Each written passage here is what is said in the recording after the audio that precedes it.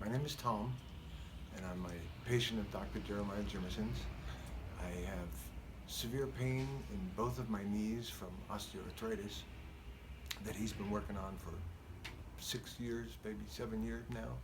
And we've tried every little trick that he knows as far as voodoo bands and turmeric and manipulation. And recently we've started these amino biofrequency discs, and the results are amazing.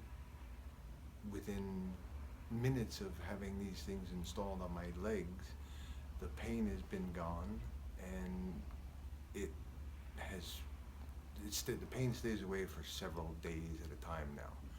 I'm hoping, as this is just the second round, so I'm hoping that the more that I do them, the less pain I'll be in, and I think it's a great thing. I think anybody should try it.